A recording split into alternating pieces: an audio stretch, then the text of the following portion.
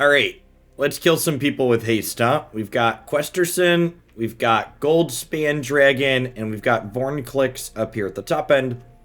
We've got a split of 3 Cleave and 1 Henge as our big artifacts. And then this build is notably playing Snowlands here for a couple of Faceless Haven in the mana base, as well as Frostbite and Blizzard Brawl as snow payoffs in the main deck. Something that's sweet with both Blizzard Brawl and Snakeskin Veil is that Goldspan Dragon actually makes a token when anyone targets it. So if you go to Snakeskin Veil your dragon, it actually is it's actually kind of a ritual. Both of these cards targeting your dragon net you mana because they make you a treasure that makes 2 mana while the dragon's out, which is sweet. I think Scavenging Ooze in general is a pretty well positioned card in the format right now. So we've got 3 of those in the 75. Klothys is excellent as well. This card is very difficult for the red-black decks to take off the table. So I think while the red-black deck is popular, Klothys is kind of at a premium. And yeah, so let's go ahead and dive on into some games with this and see if we can smash our way up into Diamond to start today. We got real close yesterday with the Black Devotion deck, but ultimately ended up a little bit short.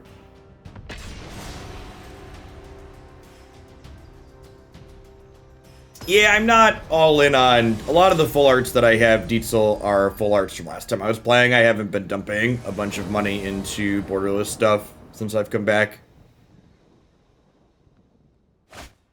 My sub metrics are back up a little bit since going back to Magic, but they're nowhere close to what they were at before.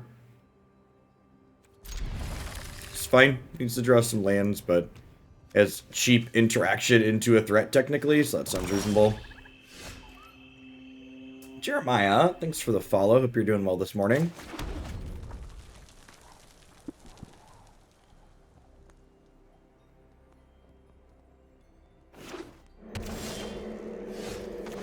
Alright, well neither of those are the lands I wanted for Christmas.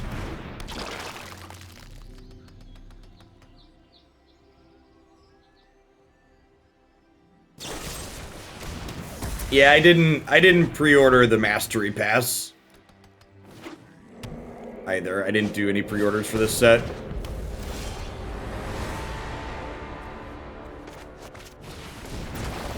I imagine this is the part where we're dead. Oh, the kind of funny part about sad, this deck has like 28 lands in it, right? I think if you count our split cards as lands, we're at like 28.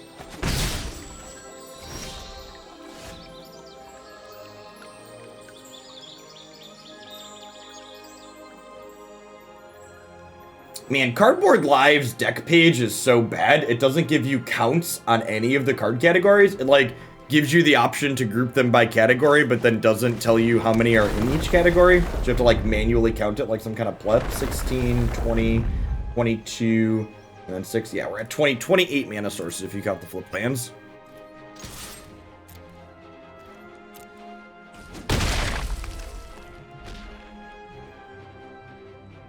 Hey, thanks for dropping it off when you remember it. That's all I appreciate it.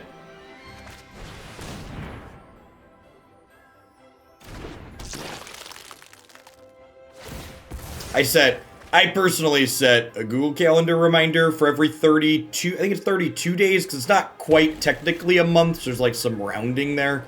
I always like to remember to take some of Jeff Bezos' money and give it to someone on Twitch. So I got my little note on my Google Calendar to be like, hey, go give somebody some money.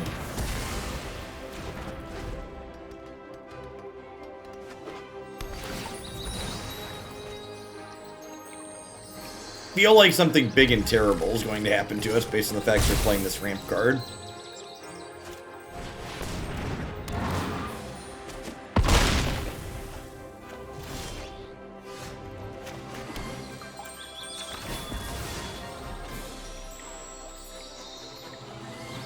Alright, I mean, Questerson could technically trade for this. We unfortunately do not have triple snow for these Frostbites. This will almost assuredly be a card that's coming out this matchup, whatever they're doing. Some kind of 4 or 5 color ramp amalgamation, looks like. Morning, Milla.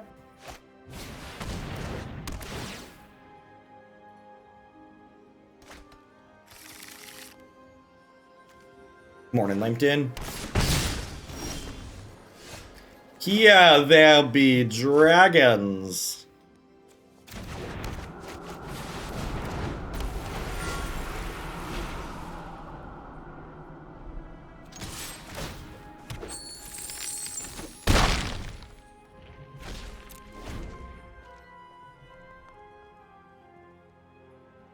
I almost always cast my Great Henge into Resolve Kulka, and then I make a sad face. Yeah. Okay, so the good news here is we get to kill this, right?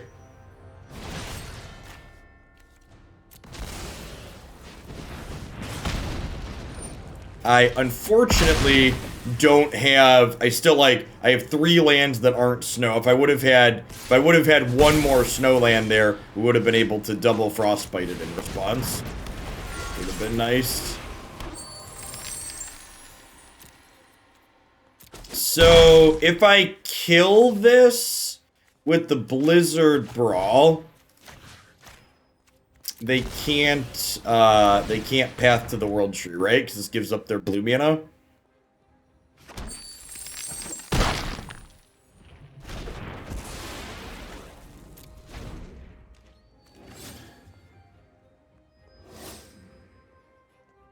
So even though I don't have 3 snow permanents for this, it still makes them fight. If you have snow permanents, it gives 1 extra attack. It gives it destructible. So still does a thing without it, but well, shit. Okay, so we could draw a haste monster here and be okay. But if we brick on a haste monster, we're gonna be dead here. I got rid of their World Tree. I guess we have a couple of draws at a haste monster. Ooh. Okay, I mean, this is only +2s, right? So this, oh wait, no! Oh no! This hits Planeswalkers. God, I'm not used to these. Oh, fuck me. I didn't realize it was gonna let go and target it. Damn it, Bobby. Mistakes were made, chat. Mistakes were made.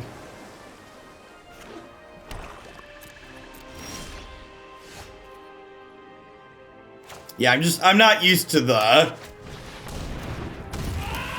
fact that things that hit creatures, the fact that things that don't hit players are now being templated to hit planeswalkers is still new-ish to Magic, and my boomer brain can't get around that change. It's not on my list of autopilot auto-concludes. Consider this a warning.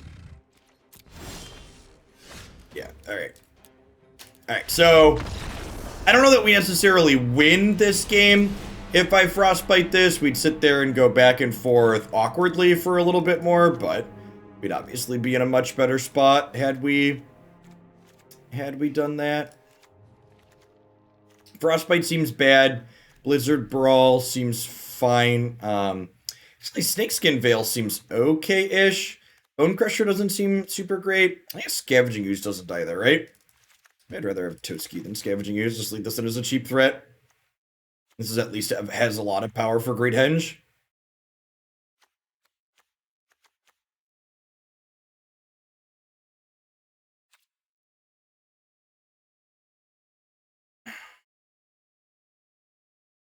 Yeah, my muscle memory on how cards used to work, where you used to damage the opponent and then redirect, has like, okay, this doesn't hit player, then it doesn't hit Planeswalker programmed into it. I basically need to retrain myself to like, hey, that's not the case. That's not how these things work anymore.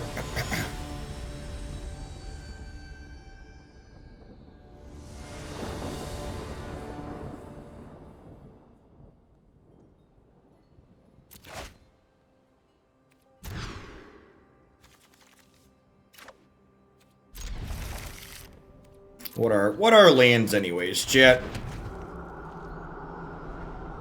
Morning, James.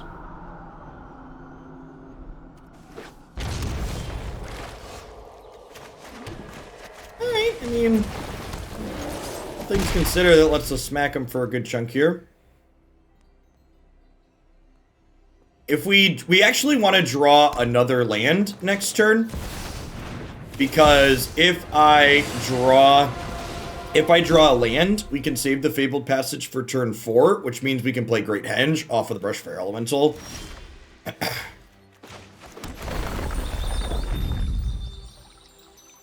Actually, I guess I just don't crack the fetch, right?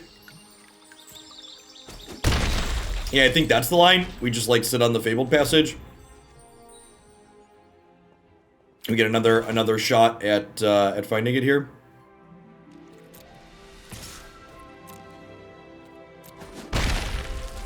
And then we only lose out on some damage if they like kill this, right? If they don't kill the Brushfire Elemental. This also, holding the Fabled Passage, is good against Elspeth's Nightmare, which is a card they could be playing.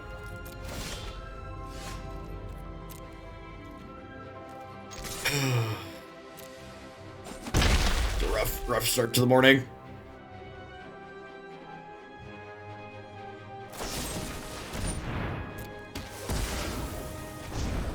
Hey, thanks for the 54-month squishy. I appreciate that. Welcome back. Good morning, good morning. We actually want to wait on this fetch land still, because if we draw a forest, we want this to be a mountain. If we draw a mountain, we want this to be a forest. So it's going to hang tight.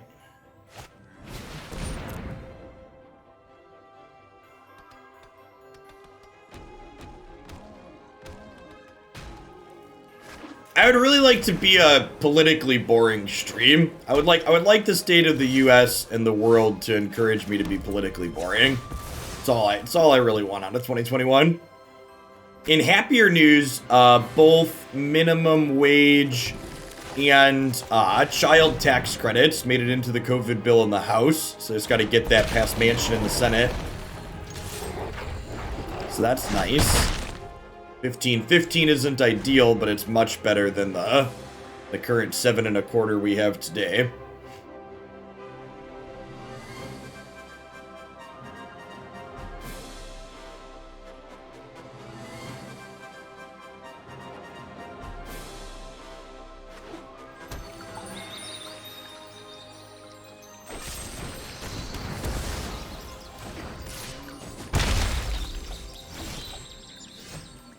I mean, I'm not a huge fan of minimum wage. It should be a living wage instead. That's semantics.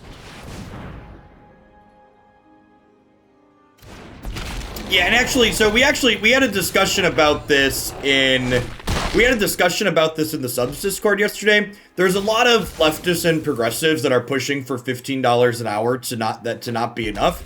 And they're right that 15 isn't enough in certain areas, but I'm actually of the opinion that for a national minimum wage in the United States, $15 per hour is probably a good national minimum wage, and areas in the United States that need a higher cost of living than that to survive should probably be passing their own minimum wage increases locally.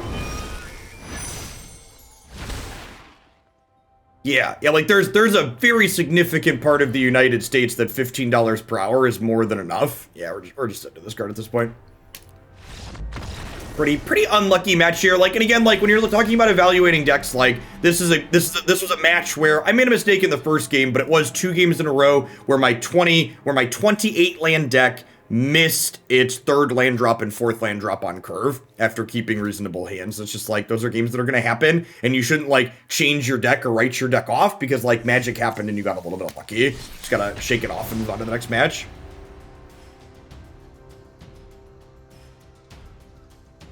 Sure, but those places, Evil White Stripe, should pass higher minimum wages. Like, for example, Illinois had already passed a $15 minimum wage before, like, the federal government hasn't yet, but 15 has already happened. And also, the people that are saying like 15's not enough, go back to the table. Like, if your choice is between 15 and nothing, you should take the 15, and like taking 15 now doesn't mean discussions stop immediately after. It means you can pass this. Yeah, you can get 15 on the books and then go back to work if it needs to be more. Yeah, too often people who fancy themselves progressives let perfect be the enemy of good. And if it's not exactly the progress they want, they say it's bad and useless. And they're their own worst enemy. How badly do you think $15 an hour affects inflation? So, I mean, you don't even have to ask my opinion on this. The reality, based on things that have happened in other places, is that a higher minimum wage does cause some amount of inflation, but it causes significantly less inflation than it raises wages by. You can look at lots of real world living examples where the wage is $15 an hour or higher at a minimum in other countries, and you don't see the random bullshit that Republicans peddle, stuff like, you know, $40 burritos or $20 burgers or stuff like that. Like, so yeah, it does cause some things to go up, but it does not cause things to go up proportionally, and it still helps people that are working at that lowest wage significantly.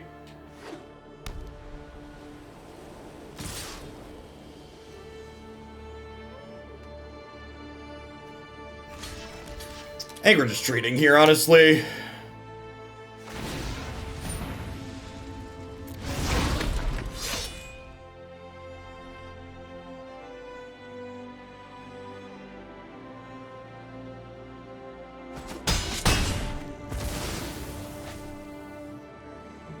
Virginia is just slowly becoming like Illinois, which is that Virginia now has bastions of blue building up around its cities, while the rest of the state remains deeply red. Like Illinois, where I live, is a consistently blue state at the national level, but you get outside of Bloomington, Peoria, Springfield, or Chicago, and the state's entirely red.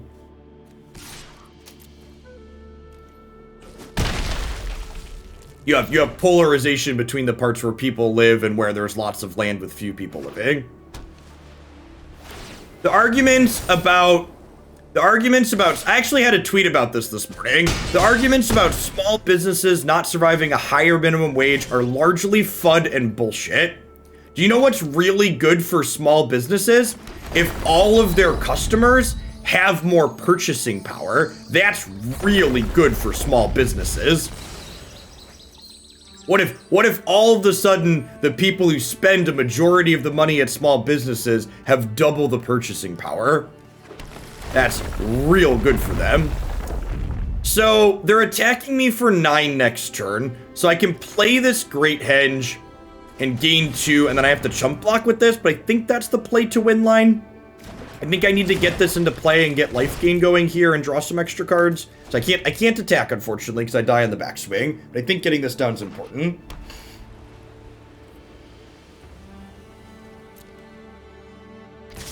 Yes, people having more money is good for businesses. Is a hot take. I think I'm still trading this here. You know what? After the punt we had in our first match, I'll take that. I don't know what happened there exactly, but I'm not going to look a gift horse in the mouth. All right, so they don't have... I guess the opponent's deck does actually have a bunch of giant killers. Maybe this is fine. I think this is a matchup where we split 2-2 on Cleave and Henge. So I think especially on the draw, we could be on the defense. So this card's probably pretty good on the defensive.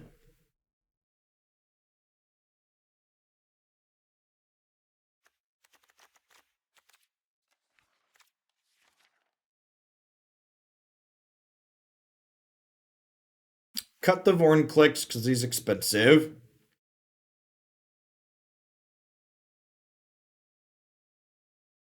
How could next month be March when it's still March 2020? Asking the hard questions. Yeah, trim one of these. I guess this is okay as a combat trick too. It gives a 1/1 counter.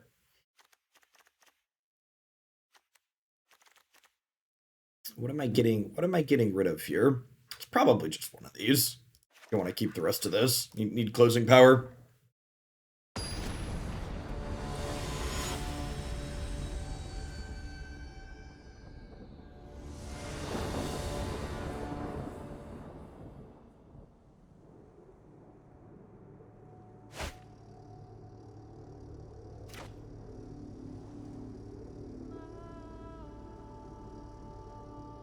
This is fine, right? We play Highland Forest on 1, and then if we draw some more lands, this turns into a creature instead of a land. We have our snow permanents for these. Alright, if we draw another spell next turn, I think the first Mammoth turns into a land here.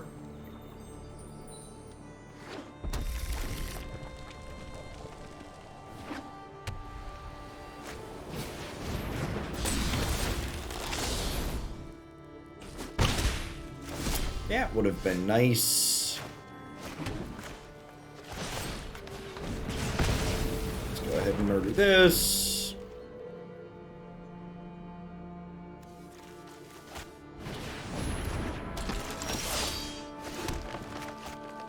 Alright, definitely spell mammoths.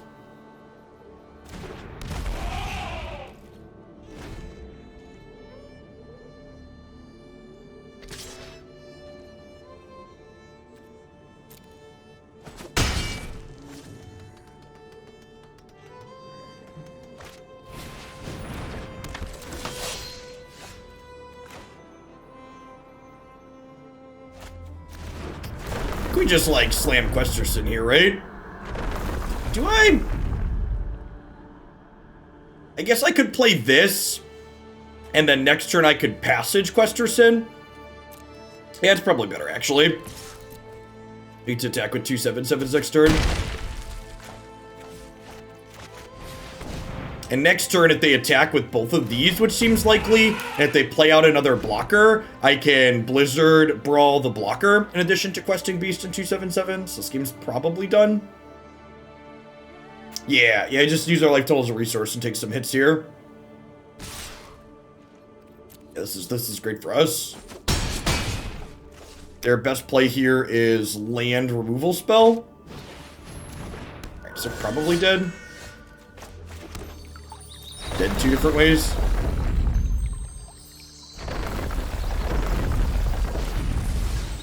It's been a while since I've cleaved someone, so I'm gonna do that.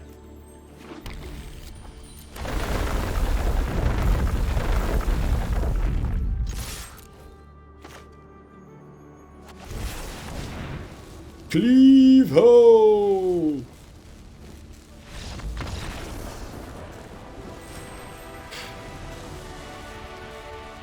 If they weren't dead before, yep. See, little did I know the opponent was doing us a solid when they took the henge off the top of my deck. They knew I wasn't gonna need that.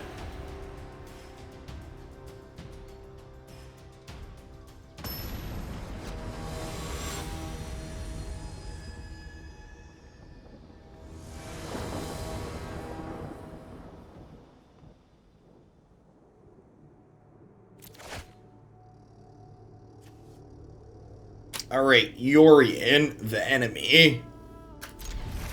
This hand is fine. Not exciting, but fine. I guess this hand actually really needs... I really need an untapped green on 3.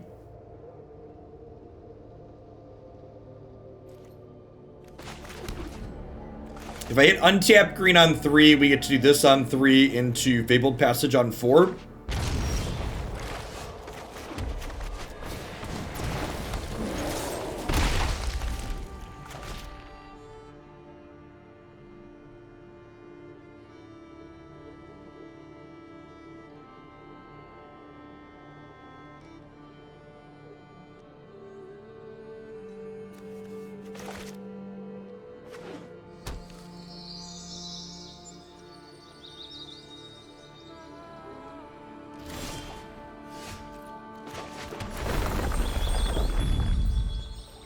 Gosh, it's a shame this card would just be so busted if it was an instant.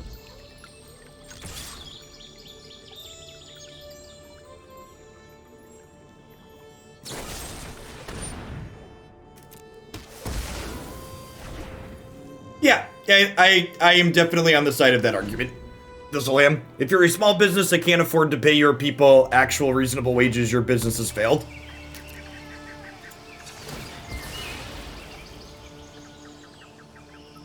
That's just capitalism. Which is, it's funny how people that don't support minimum wage increases are very pro-capitalists a lot of the time. But if your business can't afford to pay people real wages, that's capitalism dictating that your business doesn't deserve to survive. Your business is a failure, and it shouldn't exist.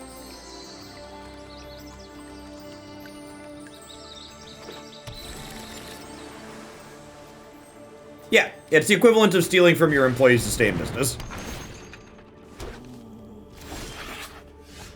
Man.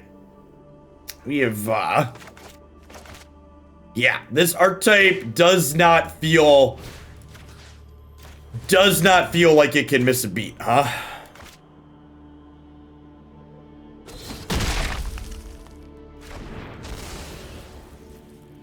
Feels like we miss a land drop and then our game is just over.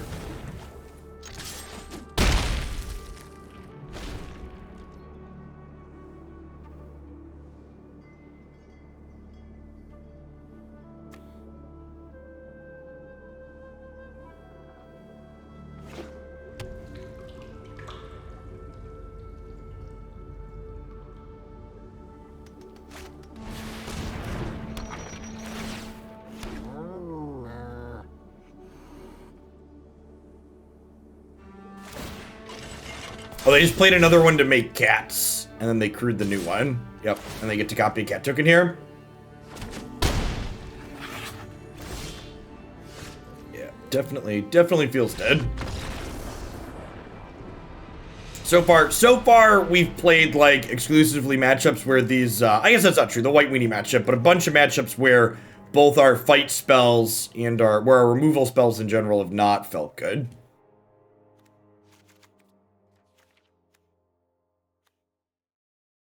I guess this is like a Toski matchup. It's a Run Afoul matchup. Let's just come in. I can't decide if this is a Yorion card or if this is a... I can't decide if this is a Yorion card or it's probably just a deck card for the other dragon decks, right? I think Klothys is probably a little bit better than Ooze here. They're likely not an Elspeth Conqueror's Death decks. This card can just sit around and deal a lot of damage to them over the course of a lot of turns because it's indestructible.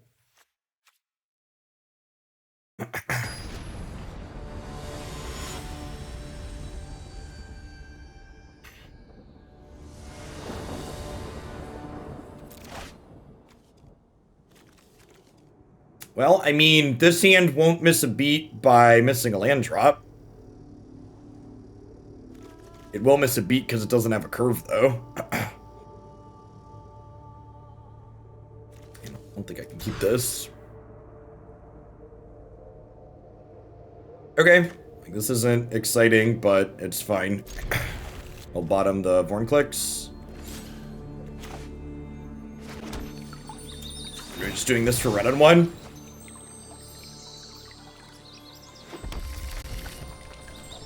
And we're hoping to draw like running lands here so we can curve Brushfire into this. Oh, swing and a miss, number one.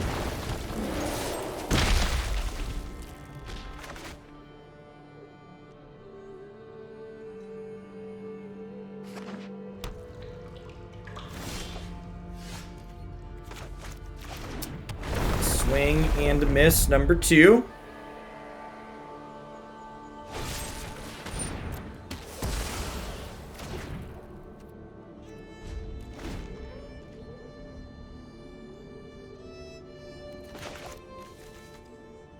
Yeah, I feel like these Sultai Yorion decks are probably going to be the deck to beat moving forward. It doesn't feel like the aggressive decks in this format are capable of consistently getting under what this archetype is doing. Feels like the aggro decks are just too inconsistent.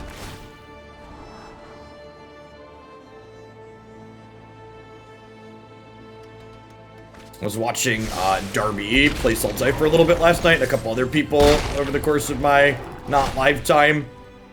That seems consistently like the strongest thing to be doing. The fact that they templated Emergent Ultimatum to not get countered by the new Grafdigger's Cage style of effect is really silly. Yeah, the lack of good 1-drops is huge. The fact that all of the removal spells in these decks trade tempo even or tempo positive with the threats is a really big deal.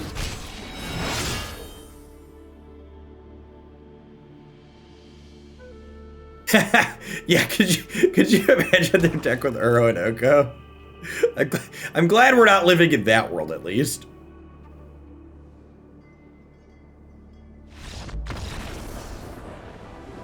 Yeah, Love-Struck Beast isn't an aggressive 1-drop, though. Love-Struck Beast isn't a 1-drop like I'm talking about 1-drops. I'm talking about, like, there aren't Jackal Pups in this format, is the big problem. Like, if you look back on most past standard formats, the fact that only white has Jackal Pups in this format is a big deal. And for people that are new to Magic, Jackal Pup is jargon for a 2-power 1-drop, a Savannah Lion, Jackal Pup, whatever you want to call it. Usually white, red, and black all have 2-power 1-drop creatures. It's frequently how things line up. And currently only white has 2-power 1-drop creatures.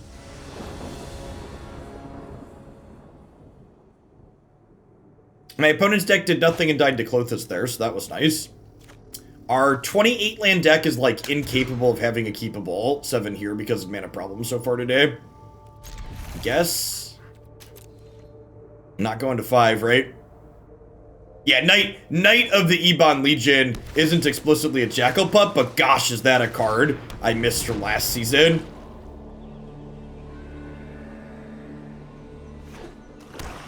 I mean, and honestly, Ebon Legion is probably, if you, like, look back on all standard formats and had a discussion about, like, the best 1-drops of all time, I think Ebon Legion would probably be in the discussion for, like, best 1-drops of all time. That card slapped. It was really good.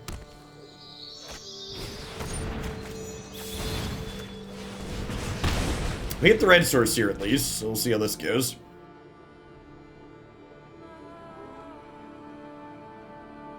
Yeah, there's like, you basically just can't punish these cultivate decks when you're on the draw without good 1-mana creatures is a big part of the issue.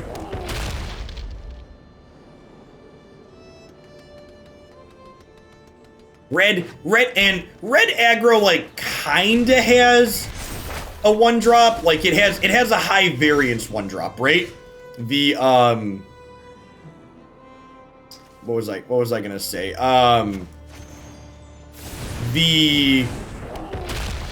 What's the word I'm searching for? Javier Dominguez's card is like it's like a 2-power 1-drop when you draw 2 copies of it. Fervent Champion. It's like kind of a 2-power 1-drop. It's like if you're like to list out 2-power 1-drops, you'd like list that card and put an asterisk next to it. Like this one is kind of sort of sometimes a 2-power 1-drop.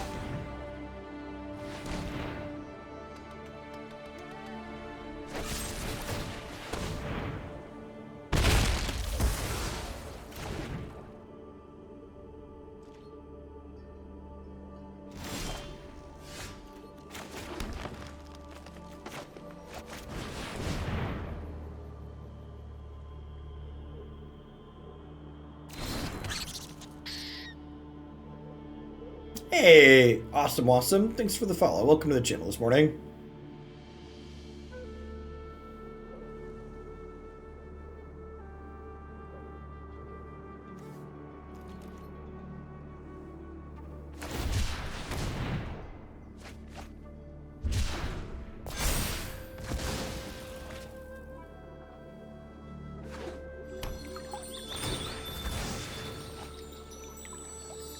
Morning, Frankenstein. Yeah, I go live about 7 a.m. these days. It's about almost an hour ago.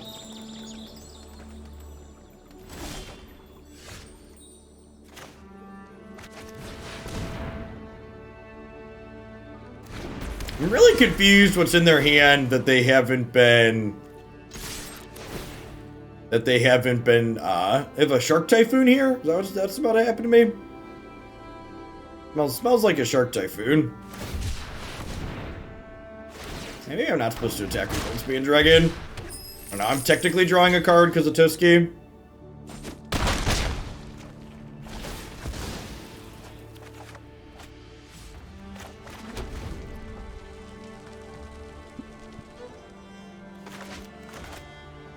Shark Typhoon was like the one thing they could have there that meant they didn't pick up the Yorion last turn. What does a Shark Typhoon smell like? Like Teen Spirit.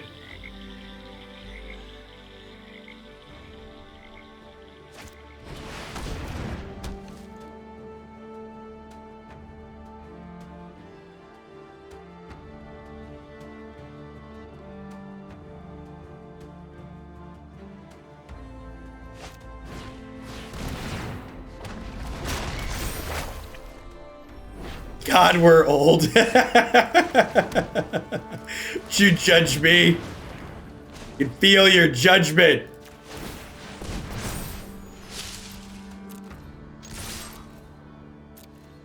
Cleave ho.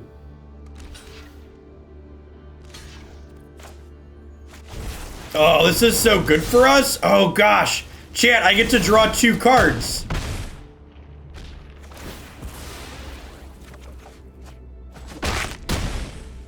That's so good. I don't know if it's good enough to win the game, but it's certainly sweet. So long, Great Henge. Friendship with Great Henge ended. Toski is my friend now. That song came out before I was born. I'm married, have a job, and own a house. Oh no. Oh no.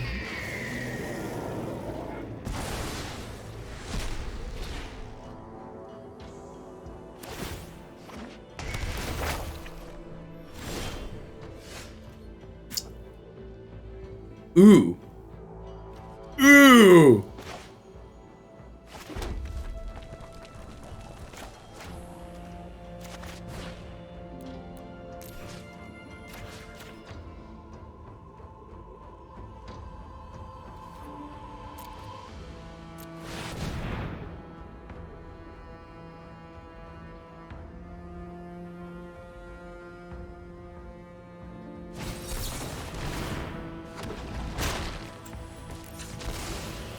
Thank you, Treasure Dragon.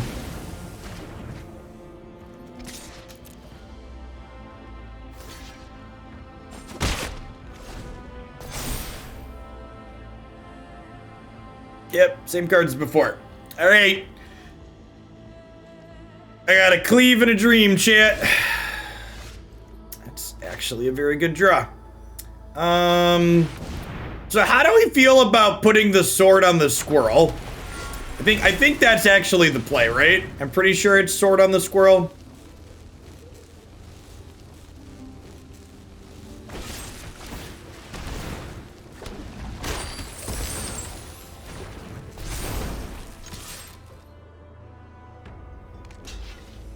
I'm invincible!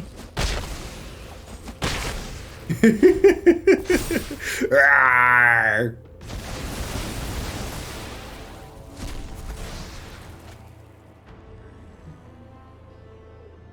It is a murder squirrel. Do I hate fun? I love fun. I would argue that there is a strong case that in this current matchup, my deck is the good guy. I think there's a strong case to be made that our opponent is the enemy.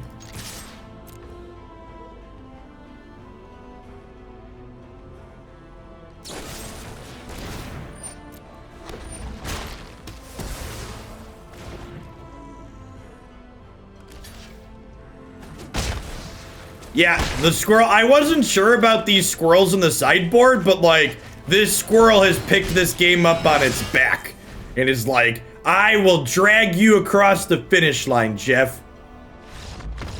Yeah, they're playing Yorion. I'm pretty sure the non-Yorion decks are the good guy in the current format. Judge, there's no way a squirrel can carry that sword. Yeah, Toski with the strong back there, huh?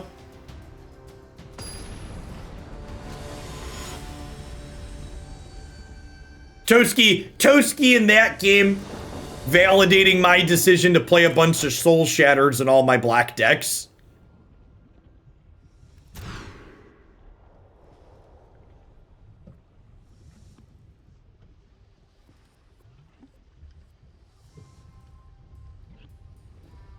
I think we bottom Blizzard Brawl here, so we can go land, Mammoth, fetch land, questing beast, attack for 9 on turn 4.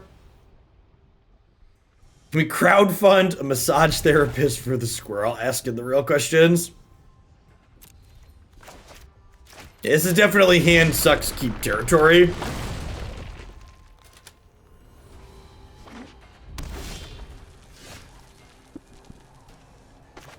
Perfect. This makes it much better than sucks. Hand passable. Let's go. Easily best draw on the deck there. Then at last opponent is putting answers to Toski in their deck right now. Yeah, big agree. Ooh. 2, 3, 4, 5. Real decks have curves, chat. Real decks have curves.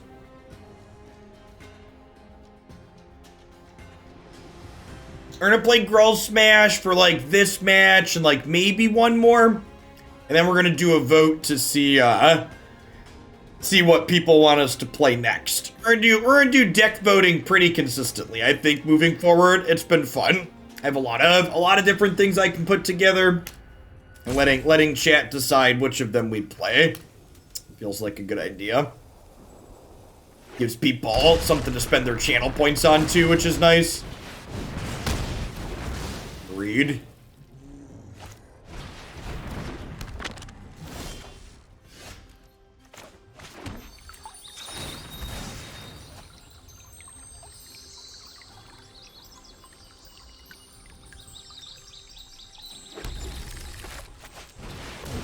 Chance we'll see banter 4-color enchantment skin. Yeah, probably at some point, Seth.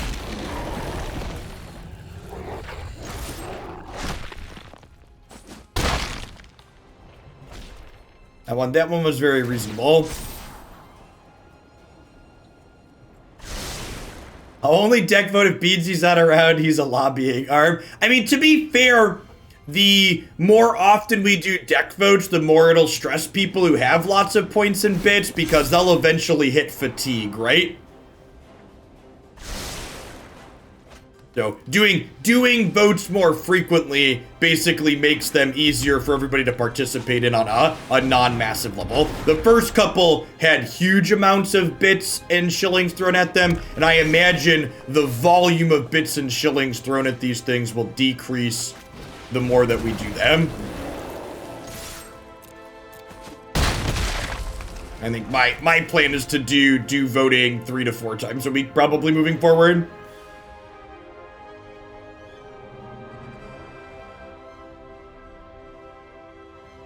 The voting on decks feels like a perfect way to like keep the community involved in decisions that we're making here while not being purely at the will of them submitting decks.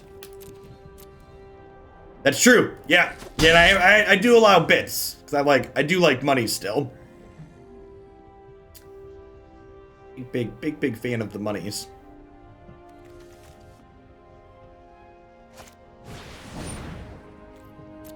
We are definitely going to step on them this turn. And then if we draw a land next turn, they should be dead.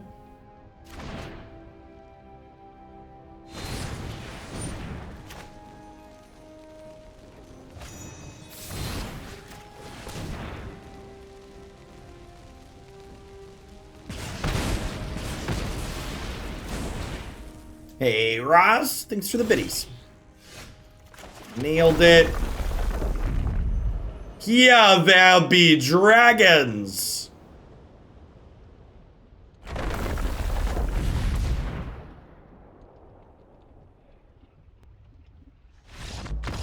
Bye, friend.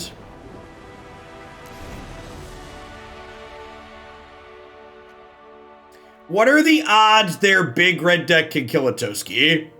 0%? Less than 0%?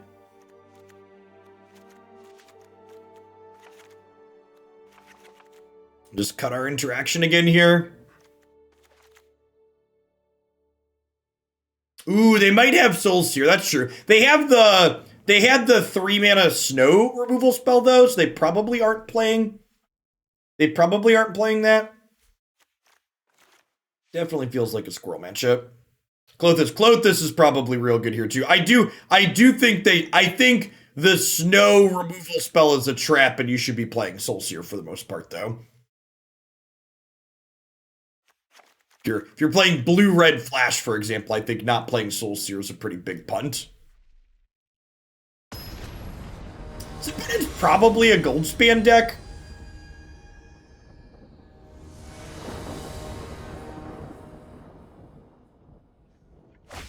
Maybe I should have my sack of flyer.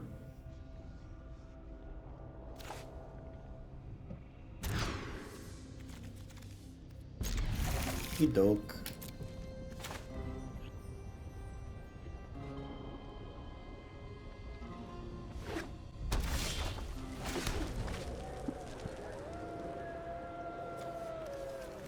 Okay, need a 4 in the middle, but hand's looking real good here.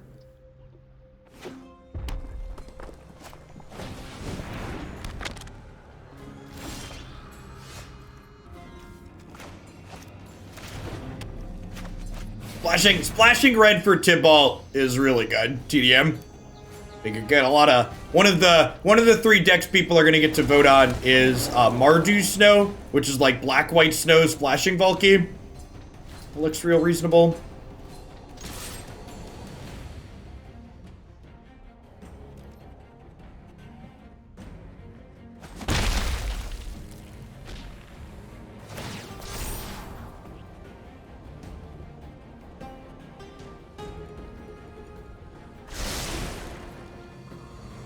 Oh, ha, that's a good catch. Both Soul Shatter and Soul Seer deal with indestructible things. I hadn't thought of that way. Huh. That's cute. This makes me less worried about a sweeper. I think for the sake of being aggressive, I just Brushfire Elemental here. I think I want to just hit them for 10.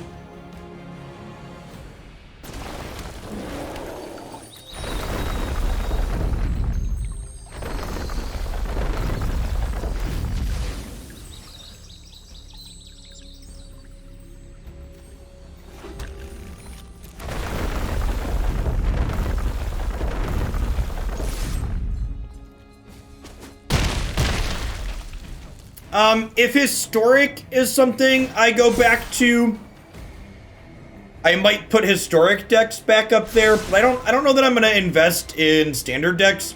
In addition to taking a considerable amount of time to like put deck pages up on my website, it also costs me money to pay a graphics designer to do the nice looking banners up. And the rate at which standard changes and things become invalidated means it's a lot of effort for very little return. But historic and non-rotating formats tend to change a little bit less frequently. So if that's a format we go back to playing, that could be a reasonable thing to do, I think.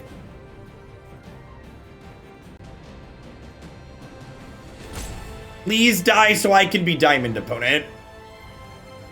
My life's like a diamond. I want to be diamond. Do do do do do do. Beep beep beep beep beep.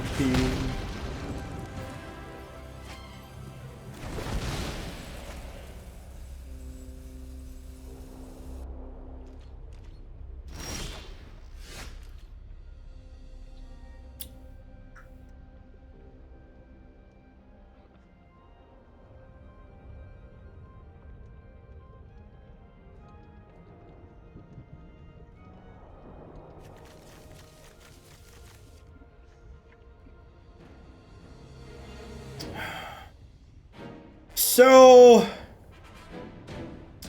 what if I just Brushfire and then Mammoth as a tapped land here? Yeah, the Sultai Splash Red deck's really good. I like it a lot too. It's my leading contender for the tournament this weekend.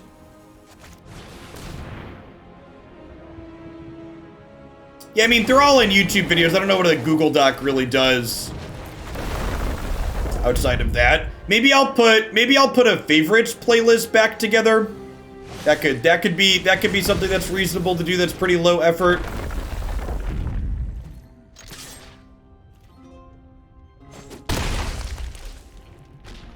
I don't know. I don't know that a favorites playlist is super explicitly useful though too, because like you can kind of tell which decks I've played that were favorites based largely on the fact of how long the YouTube videos are.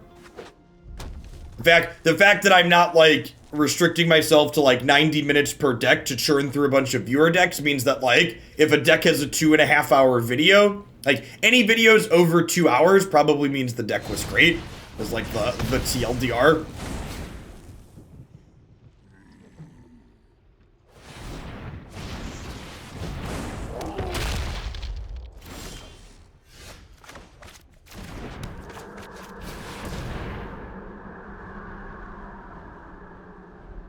See if they have a shredded sales here.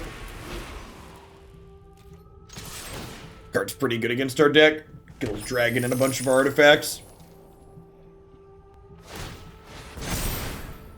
Yeah, that's a great way to do it too.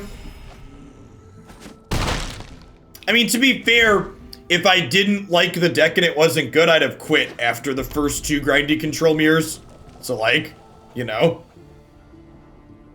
I think the length of it's a good segment. You can also, I always do the wrap-up segments at the end of videos. So like, if you like open one of my videos and like click the last like 3 to 5 minutes and listen to what past Jeff had to say. Okay, so they Ugin and then I questing beast them and kill their Ugin and put them to 2. That was a great draw. Okay, so we need to fade second Ugin here. But if we fade second Ugin, they're pretty dead. Because old Klothys here.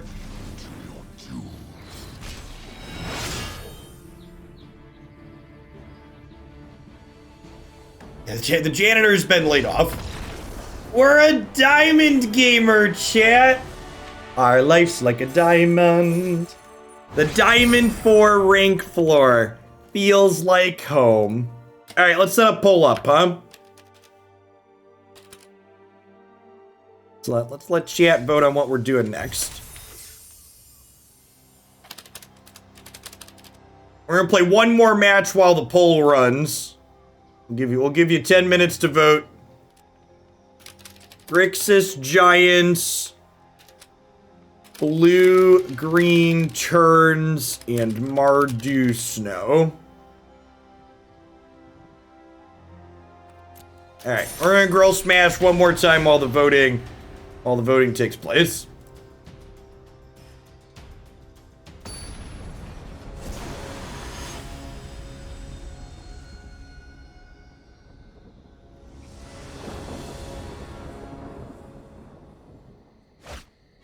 And remember, chat, if the poll that you voted for doesn't win, you need to be a good loser. And being a good loser means don't do a coup just because you lose.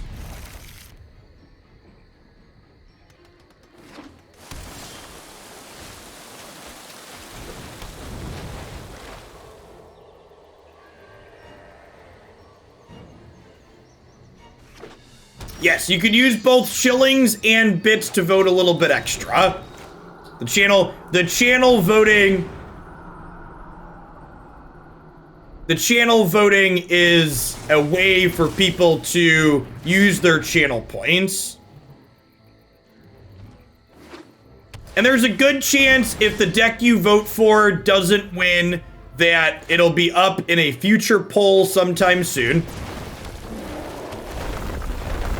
A lot of these are decks I'll probably play eventually.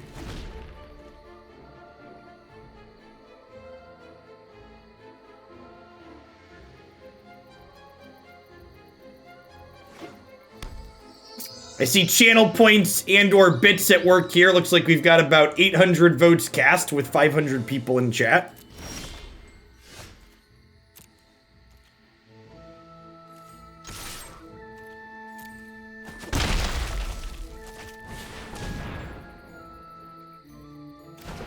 definite fraud. No, there are impartial judges for all of the decks in the room watching the votes being tallied.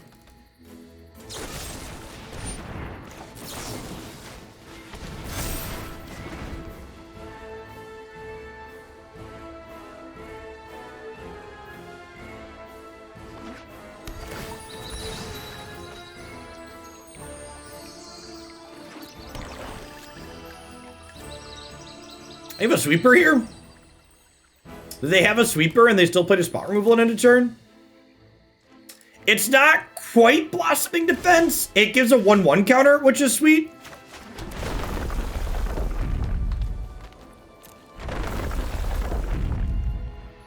Yeah, it's basically strictly better Ranger's Guile.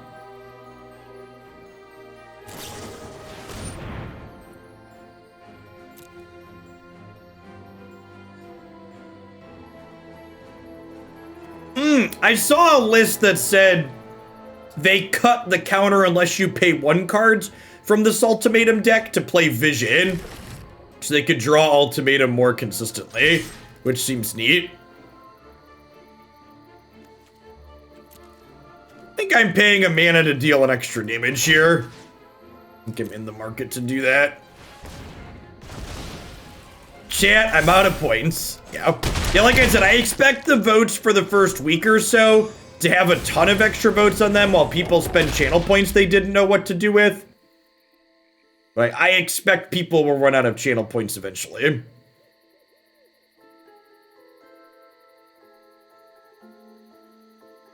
Did I post the Mardu snow list in Discord? I think so. I definitely tweeted it last night. You want to take a peek at what that looks like, even if it doesn't win the vote.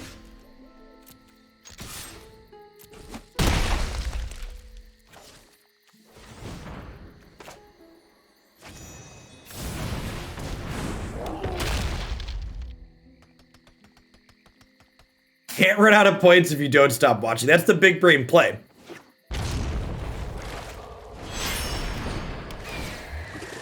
Land! Red land! Nailed it.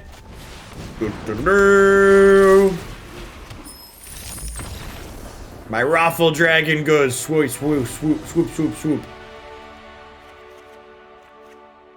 Another matchup where Frostbites, Blizzard Brawls are bad.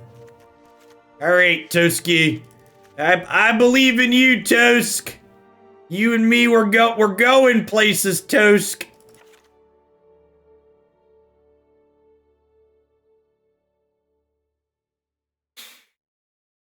I'm more focused on watching the votes right now than I am on watching the game. Looks like 5 minutes left in voting. Blue-green taking turns has a little bit of a lead over Grixis Giants.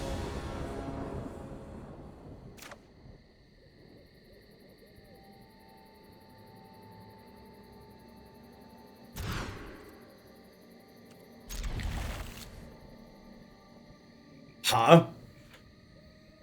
I think I'm bottoming Cleave here. I think I need threat. Protection sounds good.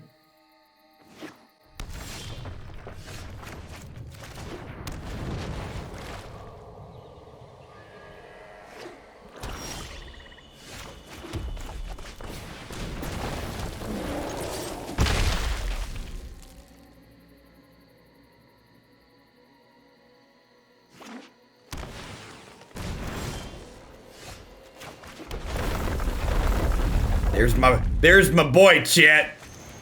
There's the squirrel with the mostest.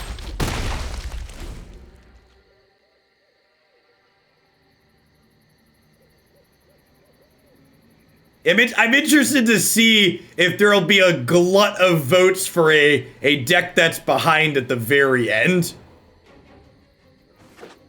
Blue-green's turns is up by 100 right now.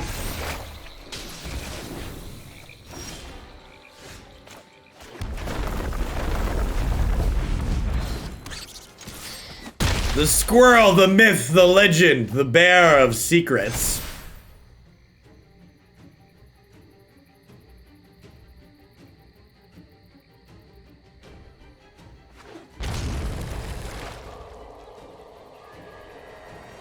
Oh no! Oh no! Giants is closing in! Oh no! Giants is coming up from behind. All right, so there's 1,400. There's been like 1,600 votes cast with 400 people in chat.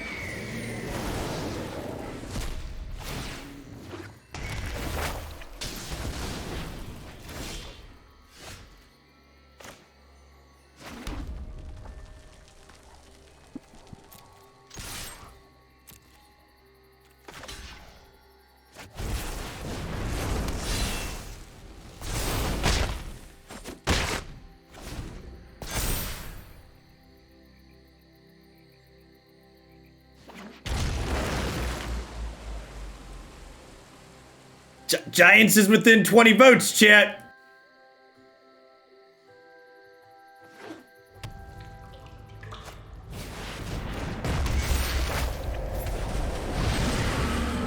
Green source. Green source.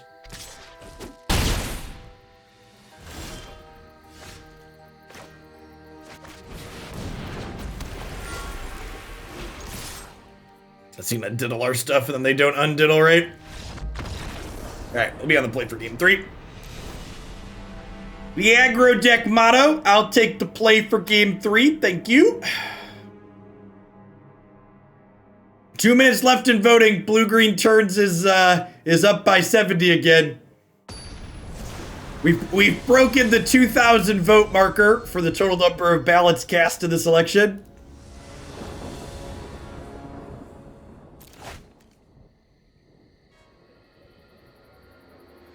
Think we're keeping this.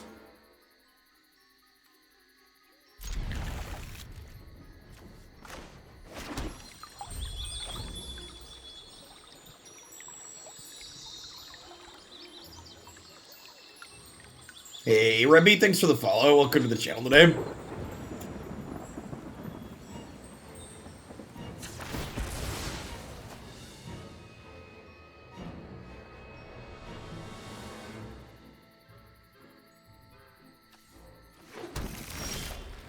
Record 400% turnout. Yep.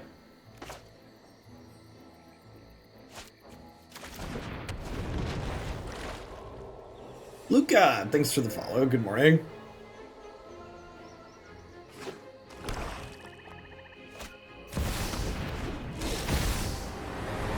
That's unfortunate.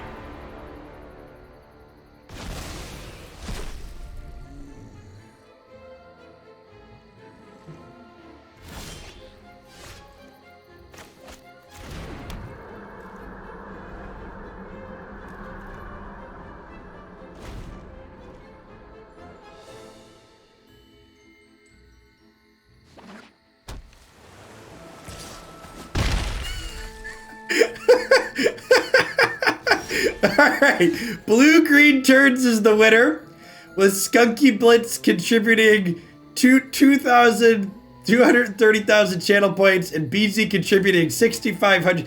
Beansy, you can put a deck in the queue for less than 6,500 channel points, Beansy. You can, it's 5,000 bits to put a deck in the queue.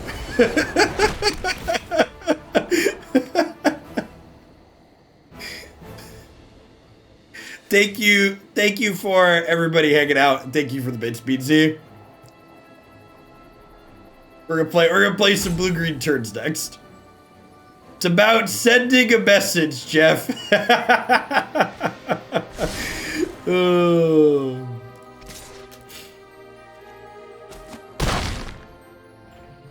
That's fair. That's fair. I can understand sending a message. I get you.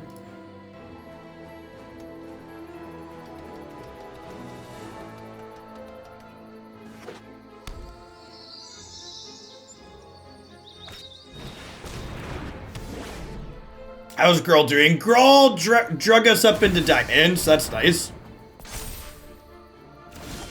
Okay, so how do we feel about Dragon? How do we feel about saving Questing Beast with Snakeskin? Is that good, or would I rather... I think I'd rather save Dragon, right? Yeah, I think Dragon's more important. I have a backup Questerson here.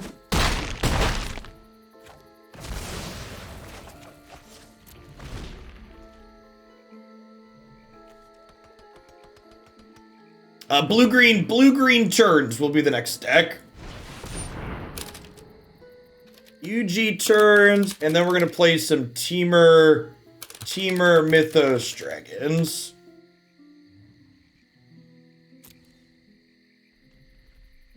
I'm the bad man. Do do do do. Blue-green special interest lobbying one. I mean, like, it's only fair that the blue-green deck gets played. 300% of the people in chat wanted to see that deck played.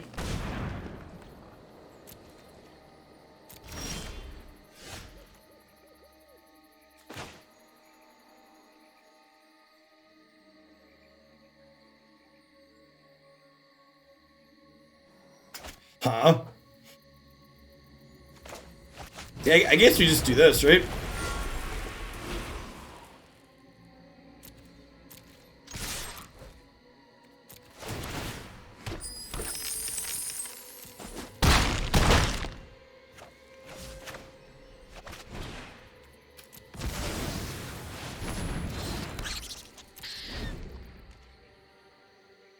Treasure should tap for 2 with 2 dragons. Should tap for 4 with 2 dragons and play Don't At Me. Hey, Grizzly Brand. Thank you for the brand new Prime support. Oh, there's a lot of great people making a lot of great stuff on Twitch right now that you can ship those Bezo bucks to every single month. Thanks for sending them my way this month. Treasures, add 2 counters, and then stop. I think you've got something confused with something else. Treasures don't add counters to anything.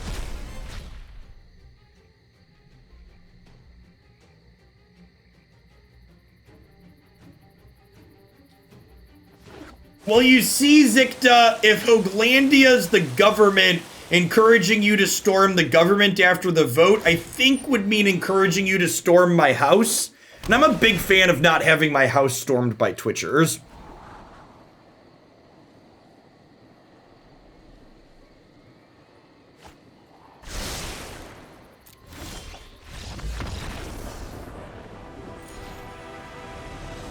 Maybe this deck is fine against Jorian.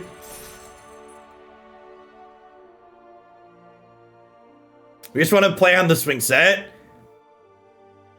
If you are under the weight limit for the swing set, you can take a swing on the Twitch Prime Playground. The Twitch Prime Playground is very lovely, to be fair.